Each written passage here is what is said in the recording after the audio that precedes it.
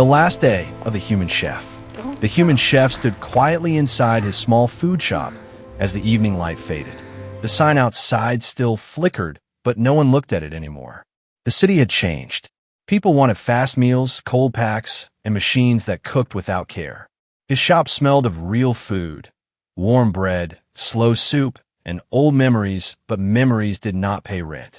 He wiped the counter one last time. His hands moved slowly, like they were afraid to finish.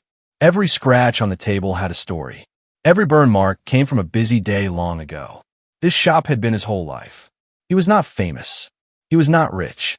He was just a human who loved to cook. The chef looked around. No customers. No voices. Just silence. "I guess this is it," he said softly to himself. He walked to the door and turned the sign from open to closed. The click sounded louder than it should have. Outside, people passed by without stopping. Some did not even look at the shop. Others had forgotten it was ever there. The chef locked the door. That was supposed to be the end. He picked up a small box with his knife, his old recipe book, and a folded apron.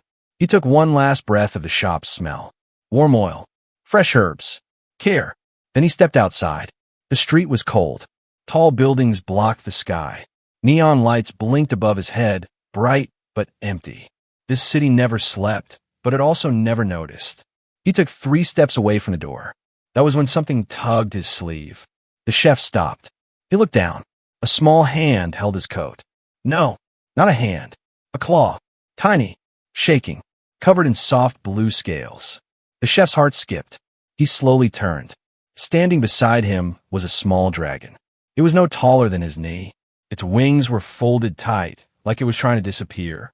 Its eyes were big and golden, filled with fear. A thin tail wrapped around its own leg, nervous and unsure. The city sounds felt far away. The chef did not scream. He did not run. He just stared.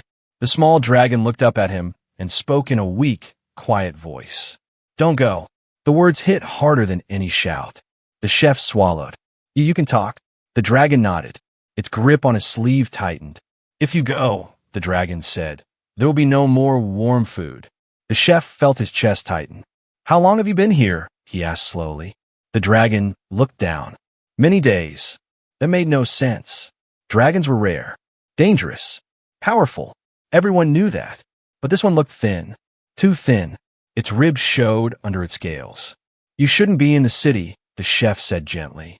"I know," the dragon replied. "But your food, it is different." The chef remembered something.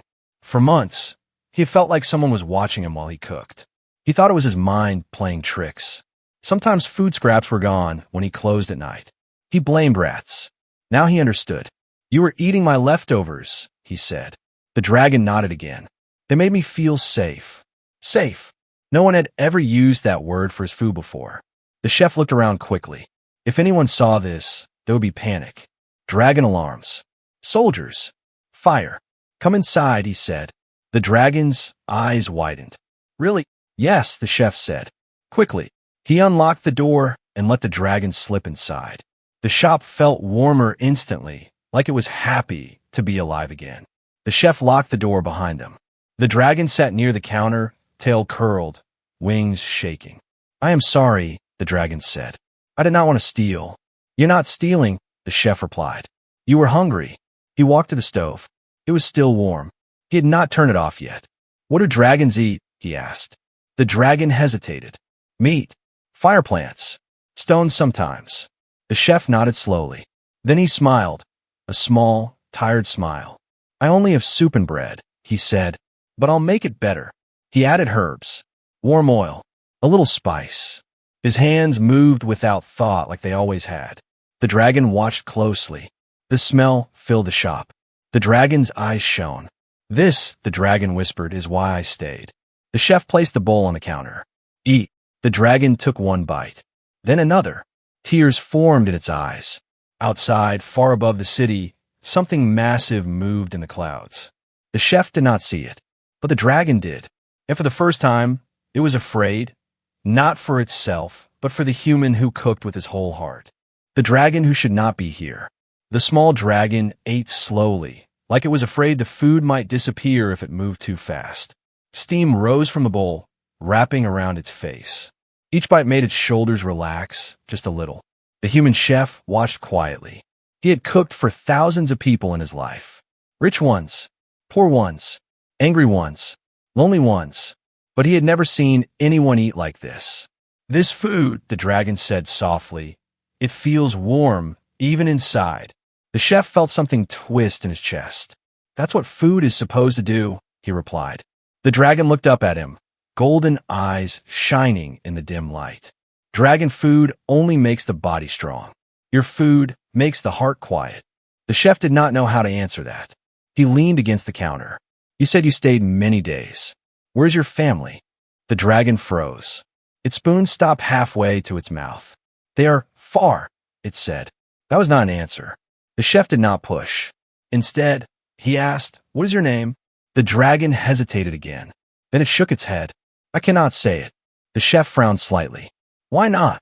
"Because if spoken," the dragon whispered, "they can find me." Silence filled the shop. The chef slowly straightened. "Who is they?" he asked. Before the dragon could answer, a deep sound rolled through the city. Not thunder. Something heavier. The lights above the street flickered. Glass rattled. Somewhere far away, people screamed. The dragon dropped the spoon. "They are close," it said, voice shaking. The chef moved to the window and carefully pulled the curtain aside. The sky was wrong. Dark shapes moved behind the clouds. Large, fast, and sharp. Red lights flashed across rooftops. Sirens began to cry out, loud and angry. Dragon alert sirens. The chef's heart began to pound. He turned back to the small dragon. "You said dragons are rare. Why would they search the city for one small dragon?" The dragon slid off the stool and backed away. "Because," it said quietly, "I am not small to them." The floor seemed colder. "What do you mean?" the chef asked. The dragon lifted its head. For just a second, its eyes changed. The soft gold turned into something deeper. Older. Powerful. "I carry first fire blood," the dragon said. "Royal blood." The chef felt dizzy. Royal. That word carried weight. Danger. War. "You're telling me," the chef said slowly, "that the city is being searched because of you?" The dragon nodded. "I ran," it said. "I did not want the crown. I did not want the sky wars. I wanted quiet." The sirens grew louder. Heavy footsteps echoed outside the shop. The chef's hands clenched. "You should have told me," he said. Not angry, just scared. "I was afraid you would send me away," the dragon replied. "Like everyone else." The footsteps stopped. Right outside the door, a shadow blocked the light under the frame. A voice spoke from outside, cold, sharp, and not human. "Open the door," it said. "We can smell royal fire." The dragon whimpered. The chef stepped in front of it without thinking. "This is a food shop," the chef called back. "Go somewhere else." The voice laughed. "Human," it said, "step aside. That child does not belong to you." The chef's heart raced, but his feet did not move. "No," he said simply. The door shook as something heavy struck it. The dragon gasped. "They will burn the city if I do not go." The chef looked down at the dragon. "And what will they do to you?" he asked. The dragon lowered its head. "Make me a weapon." The door shook again, harder this time. Cracks spread along the frame. The chef's mind raced. He was just a cook. No powers. No weapons. But he had one thing. He turned back to the stove. "What are you doing?" the dragon asked, shocked. "Cooking," the chef replied. "Now," the dragon cried. "Yes," the chef said. "Now." He grabbed a pan and poured oil into it. Flames leapt up. He added spices, strong ones. Ones that carried far. The smell exploded through the shop and spilled out into the street. The banging on the door stopped. Outside, the hunters went silent. "What is that smell?" one of them whispered. The dragon stared at the chef. "You are using fire without fear." The chef stirred calmly. "Fire listens when you respect it." The door did not move again. High above the clouds, something massive changed direction. Golden eyes opened in the dark sky. And for the first time in centuries, the Dragon Empress turned her gaze toward a small human shop. The night the city held its breath. The smell of cooking filled the street. It was not normal food. It was warm, deep, alive. The dragon hunters outside the shop stood still, confused. Their armor was made to resist fire, their weapons trained to kill dragons, but none of that prepared them for the feeling in their chests. One hunter lowered his spear. "Why?" he whispered. "Does this smell like home?" Inside the shop, the human chef stirred the pan slowly. His hands were steady, even though his heart was not. He could hear breathing outside. Heavy, controlled, waiting. The small dragon stood behind him, shaking. "They will not leave," the dragon said quietly. "They never stop." The chef did not turn around. "Then they will wait." The dragon stared. Humans were supposed to fear dragons. Everyone knew that. Humans hid. Humans ran. But this one cooked. A loud knock struck the door. Not violent this time, but firm. "Human," the cold voice said again, closer now. "This is your last warning." The chef turned off the flame. The silence felt heavy. He walked to the door and spoke through it. "You are not welcome here." There was a pause. Then laughter, low and cruel. "You protect what you do not understand," the voice said. "That dragon will burn worlds." The chef rested his hand on the door. "He's a child." The word seemed to anger them. The door exploded inward. Wood shattered. Metal bent. Sparks flew across the floor. 3 figures stepped inside. They were not soldiers. They were executioners. Their armor was black, marked with old dragon symbols. Their eyes glowed red behind their masks. Heat leaked from their bodies, warping the air. The small dragon cried out and tried to run. The chef moved first. He stepped between the hunters and the dragon. "You will not touch him," he said. The hunters froze. One of them tilted his head. "You stand against royal command?" "Yes," the chef replied. "You will die," the hunter said calmly. "Maybe," the chef answered. "But not today." The dragon stared at him. "Why?" it whispered. "Why do you protect me?" The chef did not look back. "Because someone once protected me," he said. "And it mattered." The hunters raised their weapons. Before they could strike, the ground shook. Not from below, from above. The windows shattered outward as a pressure wave slammed into the building. The lights across the city went dark all at once. The sky roared. Every hunter dropped to one knee. Even the chef felt it, an ancient power pressing down on his bones. The small dragon collapsed, eyes wide with fear. "She is here," it whispered. Outside, the clouds split apart. Fire did not fall. Shadow did. A massive shape descended slowly, wings stretching wider than the street itself. The air burned and froze at the same time. Golden fire traced ancient symbols across the sky. People across the city fell silent. Every dragon hunter bowed. The dragon empress had arrived. Her voice did not come from her mouth. It came from everywhere. "Who threatens my blood?" The hunters pressed their heads to the floor. "Forgive us, Empress," one said. The child fled royal duty. Silence. Then her gaze fell through the broken roof, directly onto the small dragon. "You run from your crown," the empress said. "You shame your fire." The small dragon trembled. "I did not want to become a weapon." The empress's eyes shifted. Then she saw the human. A single human, standing barefoot on broken glass, shielding her child with nothing but his body. Her voice changed. "Human," she said, "why do you stand?" The chef swallowed. His legs wanted to give out, but he stayed upright. "Because he was hungry," the chef said simply. The empress stared. "He is royal blood," she said. "He belongs to the sky." "He belongs to himself," the chef replied. The hunters gasped. No human spoke to the empress that way. Fire gathered around her wings. "You dare challenge dragon law?" she asked. The chef shook his head. "I only follow human law." "And what law is that?" she demanded. The chef took a breath. When someone asked for food, he said, "You feed them." Silence spread across the city. The empress looked at the stove, at the pan, at the meal still warm on the counter. "Give it to me," she said. The hunters stiffened. The chef hesitated for half a second. Then he picked up the bowl and walked forward. Every step felt like walking toward death. He placed the bowl on the broken counter and stepped back. The empress lowered her massive head. Fire flickered around her eyes as she tasted the food. Her wings stilled. Her fire dimmed. Memories flooded her. Long winters, lost hatchlings, empty victories, endless war. Something cracked inside her ancient heart. "This food," she whispered, "is not weak." She lifted her gaze to the chef. It carries care. The city waited. And for the first time in history, the Dragon Empress did not speak judgment. She spoke curiosity. When fire faced a human heart, the Dragon Empress stayed silent after tasting the food. That silence was worse than fire. The hunters did not move.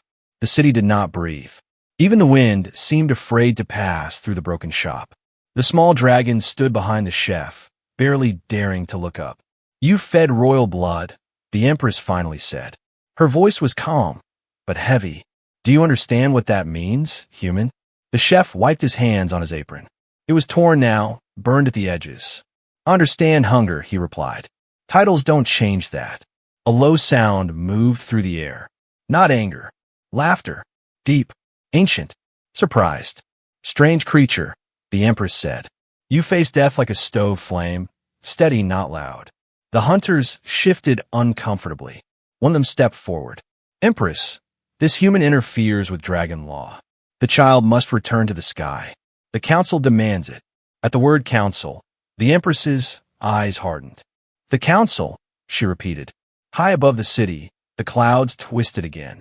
New shapes formed. Longer, sharper, colder. More dragons. Old dragons. Their scales were dull, scarred by centuries of war. Their eyes burned with control, not care. The Dragon Council had arrived. The air grew heavy with pressure. The small dragon whimpered and grabbed the chef's coat. "They will take me," it whispered. "They will burn away who I am." The chef placed a hand on the dragon's head. "Not without asking," he said. The council leader descended slowly.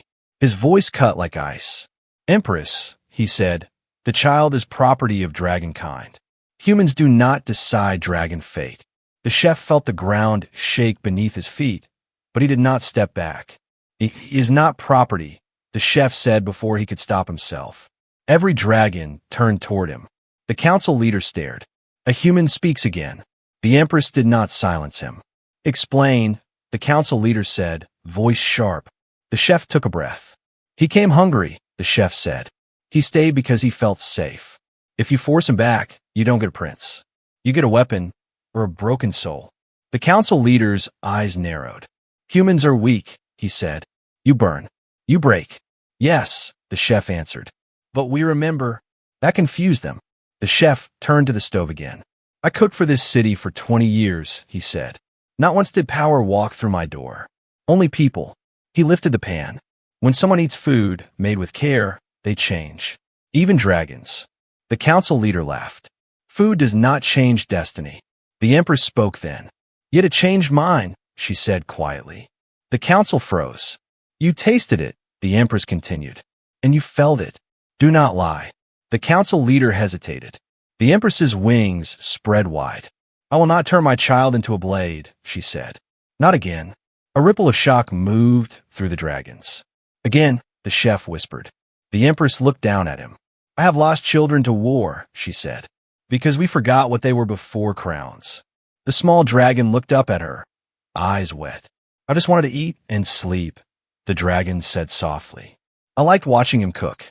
Silence followed. The council leader snarled. "Emotion weakens rule." The chef stepped forward. "Then maybe your rule is weak," he said. Gasps echoed across the street. The council leader raised his claw. "Enough," he roared. "Human, kneel or burn." The chef did neither. Instead, he picked up a small bowl and filled it again. He walked toward the council leader. "I won't kneel," he said, "but you can eat." Fire gathered. The Empress moved faster. Her wings slammed between them, shaking the street. "No," she commanded. "This human stands under my fire." The council leader recoiled. "You choose a human over dragon law," he hissed.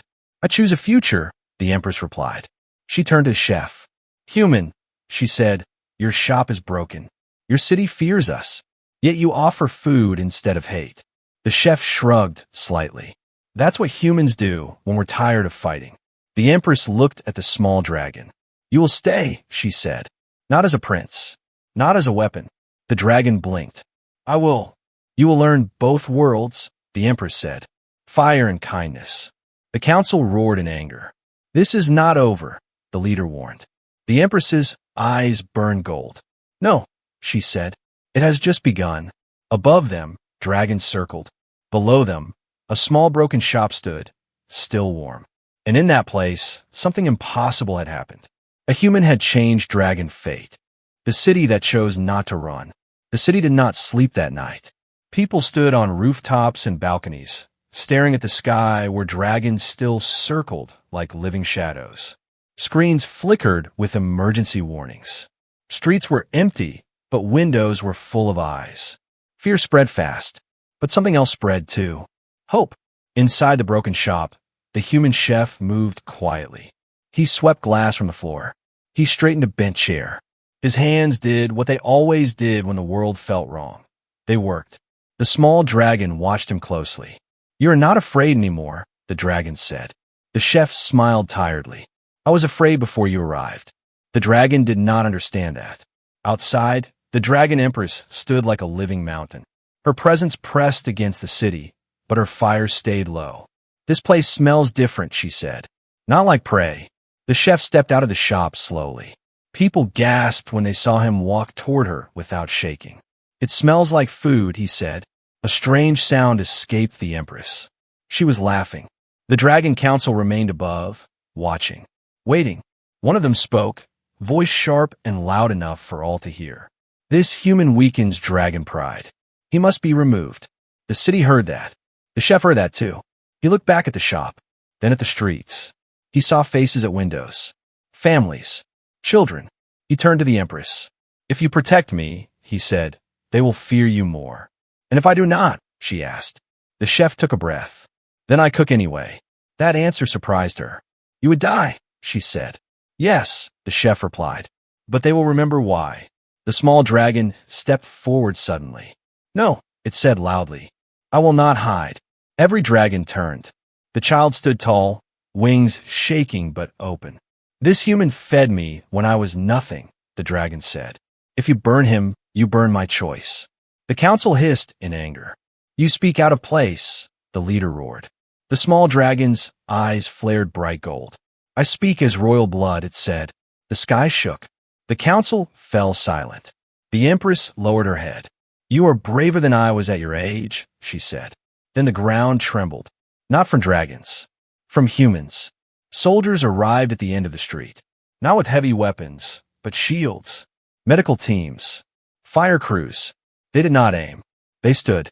The chef turned, shocked. A woman stepped forward. "That's our cook," she said. "You don't touch him." Another voice joined. Then another. "He fed my family. He stayed open during storms. He never turned anyone away." The city chose. The council leader snarled. "Humans dare stand against dragons?" The empress rose to her full height. "They stand with us now," she said.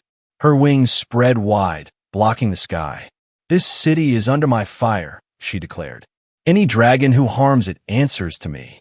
The council recoiled. This was not victory. This was a line drawn. The empress turned to the chef. "You have made yourself a bridge," she said. "Bridges break first." The chef nodded. "I know." The small dragon grabbed his hand. "I will help," it said. The chef squeezed back. The council withdrew slowly, eyes burning with promise. "This peace will be tested," the leader warned. "Blood will be demanded." The empress did not deny it. Above, dragons faded into the clouds. The city lights slowly returned. People began to breathe again. The chef looked at his broken shop. "It's a mess," he said. The empress bent low. "Then rebuild it," she said. "I will send fire to warm, not burn." The chef smiled. Inside the city, rumors spread fast. A human stood before dragons. A dragon chose kindness. A shop became a symbol. And far away, in ancient halls of stone and fire, enemies began to move. Because peace is fragile, and someone always tries to break it. The night the fire failed, the shop was rebuilt in 3 days. Not by machines, by hands. Humans came with wood, metal, and glass. Dragons came with fire, gentle fire, controlled and warm. Together, they worked in silence, unsure if this peace would last longer than the smoke. The human chef cooked again. The smell returned to the streets. People smiled carefully, like they were afraid happiness might disappear if they moved too fast. The small dragon sat near the counter every day, watching the chef cook. It laughed sometimes. It slept without fear. For the first time, it felt safe. That was when the fire went out. Not in the stove. In the sky. One evening, as the sun fell, the air turned cold. Too cold. Dragon fire above the city flickered, then vanished. The protective glow the Empress had placed over the city broke like thin glass. The small dragon gasped. She's hurt. It whispered. The chef froze. The Empress? Yes, the dragon said. Her fire is fading. Far away, beyond the mountains, ancient weapons moved. Dragon weapons. Built long before humans learned to write. The Dragon Council had acted. They did not attack the city. They attacked the Empress. The ground shook. A shockwave rolled across the streets, knocking people down. Windows shattered again. The sky screamed. The chef grabbed the counter to stay standing. What do we do? He asked. The small dragon's eyes burned bright gold. They want me, it said. This ends if I give myself up. The chef turned sharply. No, if I don't, the dragon said, they will kill her. Silence fell between them. Outside, humans screamed. Sirens cried. Fear returned faster than before. The dragon stepped back. I was wrong, it said softly. Peace was too easy. The chef walked forward and knelt so they were eye to eye. Listen to me, he said. Humans are weak alone. Dragons are strong alone. That's why they keep losing. The dragon blinked. Losing? Yes, the chef said. They keep winning wars and losing everything that matters. A loud crash echoed in the distance. Smoke rose from the horizon. The dragon's wings trembled. I don't want anyone else to suffer. The chef took off his apron. It was stained, burned, old. He placed it around the dragon's shoulders. What is this? The dragon asked. A promise, the chef said. You don't go alone. The dragon shook its head. You will die. Maybe, the chef replied. But not empty. They stepped outside. The city saw them. A small dragon, a human chef, walking toward the firestorm. Soldiers tried to stop them. People shouted. Someone cried. But no one stood in their way. High above, dragons clashed in the clouds. Fire struck fire. The Empress's roar shook the world, but it was weak now. Tired, the Dragon Council closed in. End this, the council leader commanded.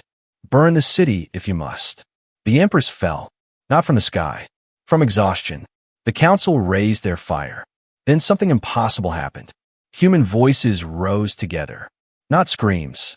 Songs. Old songs. Soft songs. Songs sung in kitchens and homes. Songs of warmth, loss, and hope. The chef had heard them all his life. The sound traveled upward. The dragons hesitated. The small dragon stepped forward and screamed, not in fear, but in command. Stop! Golden fire exploded outward, not destructive but bright. Pure. The council recoiled. That fire, one whispered. It's different. The chef stood beside the dragon, hands shaking, heart steady. That's human fire, he said quietly. It comes back when shared. The Empress opened her eyes. She felt it. Care. Memory. Choice. Her wings flared. The council screamed as the balance shifted. This was not the end, but it was the moment everything changed. And far above, the sky burned, not with war, but with hope. The fire that chose to stay. The sky burned gold, not the wildfire of war, but a steady light that held the clouds apart like careful hands. The Dragon Council pulled back, their shadows shrinking as the glow grew stronger. Their ancient weapons cracked, unable to hold against a fire they did not understand. The Empress rose slowly. Her wings were torn, her scales were dull, but her eyes were clear. She looked down at the small dragon and the human chef standing together beneath her. This fire, she said, voice steady again, does not come from blood. The council leader snarled. It is unstable. It will fade. The Empress turned her gaze on him. So did you, she replied. The golden light spread farther, touching the city below. People felt it in their chests, warm, calm, alive. Fear loosened its grip. The chef felt his knees shake, not from fear, but from relief. The small dragon stepped forward. I choose this, it said clearly. Not the crown, not war. The council leader roared. You throw away destiny. The small dragon lifted its head. No, it said. I change it. The sky thundered, not in anger, but in agreement. The council tried to strike one last time. The Empress moved, not with rage, with decision. Her fire swept outward, not burning flesh, but stripping power. The council's ancient symbols faded from their scales. Their weapons fell silent. They were no longer rulers. They were only dragons. Leave, the Empress commanded, or learn to live without control. The council fled. The clouds closed behind them. Silence returned. The Empress descended into the street, her massive form folding gently so she would not crush the buildings. She lowered her head until it was level with the chef. Human, she said, you stood when my fire failed. The chef wiped sweat from his face. Someone had to. She looked at the apron still wrapped around her child. That cloth, she said, holds more honor than crowns. The small dragon looked up at her. May I stay? The Empress closed her eyes. For a long moment, no one breathed. Then she nodded. You will stay, she said, and you will learn. The dragon's wings trembled with joy. The Empress turned to the city. Humans, she said, her voice carrying without force. You have fed one of ours with kindness. From this day, dragon fire will guard, not rule, this place. People slowly stepped into the street. No one cheered. They bowed, not in fear, in respect. The chef looked at his shop. It was small, broken, warm. I'll need help, he said. The Empress's lips curved in a smile. You will have it. Days passed. The shop became something new. Humans cooked. Dragons learned to wait, to taste, to listen. Fire warmed ovens. Wings shaded markets. Stories were shared instead of orders. The small dragon learned recipes and history. It learned that humans cried, laughed, and kept going anyway. One evening, the dragon asked, Why did you never give up? The chef thought for a moment. Because someone always needs to eat, he said, and someone always needs to care. High above, the Empress watched the city glow softly at night. Not ruled, connected. The world did not change overnight, but something important shifted. Dragons learned that strength without care becomes cruelty. Humans learned that even the smallest kindness can stop a war. And in a quiet shop, with warm food and steady hands, a new kind of fire was born, one that chose to stay.